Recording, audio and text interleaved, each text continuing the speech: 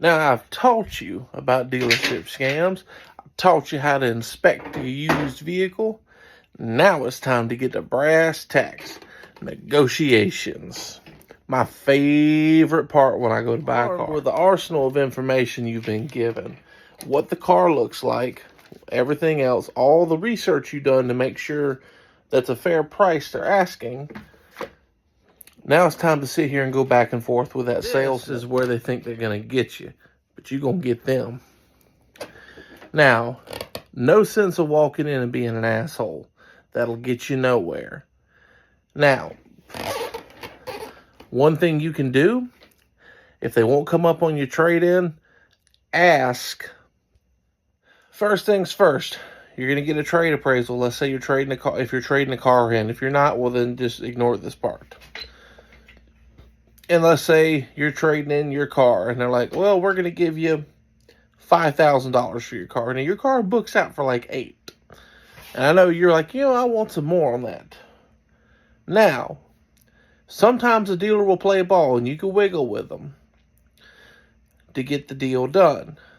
But a good trick of the trade, and me and my wife have done this on a few cars. Let's say, so that new vehicle you're buying needs a trailer hitch or a roof rack, and you want that. And they're not wanting to come up anymore on that trade. Look at them and say, hey, look, throw in this accessory I like, because it's not going to cost them nearly as much as it would to come up on that trade. They'll hammer it to get that deal done. So you know what? We'll throw them a roof rack. We'll throw them a trailer hitch on there. Boom. Have a nice day. So you got your first part there. Next part of the line. Price. Now, once you're looking at the price, let's say the car that you're trying to buy retails out for, like the regular retail you've seen average on a bunch of different lots. It's like 10 grand, okay? And they're wanting, after tax, title, and license, depending on your state, obviously your tax rate varies. Here in Mississippi it's 7%. California is probably like 35%. I don't know. I don't live in California. I don't know what y'all's tax rate is when it comes to buying a car. So you have to look it up. Anyway, so tax, title, license fees, let's say you're looking at $13,900 out the door. Negotiate with them. Be like, you know what? Nah. Now, it's a little bit harder to negotiate when you're financing. However, cash money talks. But there's always still room for negotiations. Be like, look, I would be more comfortable at, let's say, $12,000 tax, title, license out the door. Now, they're going to go back and forth. The sales manager's going to crunch some numbers and see if he can swing it. If the sales manager's worth a fuck and the numbers look good, they can make it happen. Because they more than likely only paid like fucking $5,500 for this car. I don't lie. They probably paid a little bit more than that, because especially here lately. But the point still remains, there's still a little meat on the bone. He's going to fight you to keep some of his meat. But you're going to have to fight back. Now, another part of negotiations, and this is before you even get to the table, never show the salesman just how much you want that car. Because they'll twist that emotion to their advantage. Be like, yeah, it's a nice car. I mean, I could deem it as acceptable. They're going to keep playing and try to lead you in to saying yes. But stand firm. But look, I want to look at numbers. Let's go from there. Salesmen that don't like going to the numbers. They want to try to get you in hook, line, and sinker, because that's their job. I respect the hustle, but I'm trying to keep you from getting hustled. Make sure you look at those numbers. Now, obviously, it's going to vary car to car. Do your research in that end to make sure you're paying an appropriate price for that car. Don't let them take you.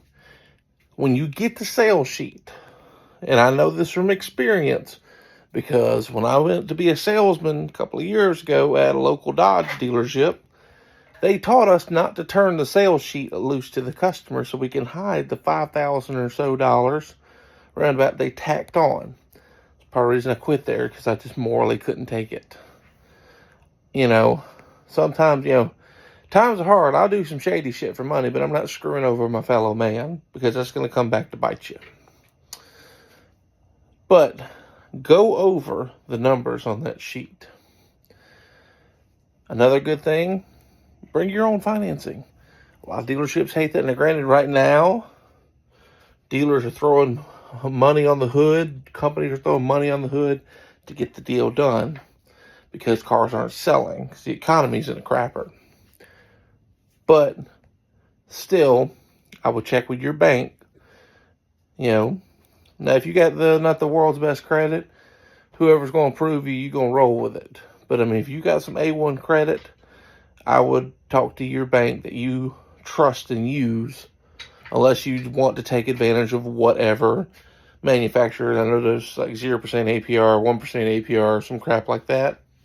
Then, I could see doing that. But make sure you go through the numbers, item by item, to make sure they're not getting you. I cannot tell you the people I have seen that would not read the fine print and look at the paperwork. They were just happy to sign it and get it done because they're getting a car. And the salesman's going to keep, yeah, right here, right here, right here. Just go ahead and get it all done. Go ahead, right there. Double check it when you sign it. Also, double check it when you're in the finance department, signing it, closing the deal. Because if a less than reputable dealer, they'll take and slap it all in there. And you won't know a thing because you thought you signed it already. So you're just going to be la-di-da-di-da-di-da-di-da, signing your life away, not realizing they just stuck some extra money up in there to get you. Read every paper. It might be boring. It might take you longer to get out of there, but you can keep yourself from getting taken. You do that. You use those tools to your advantage, and you can be riding down the road, jamming some tunes out real good on your next ride, just like me. Check it out. It's 7 o'clock on the dot. I need a crack rock on the spot.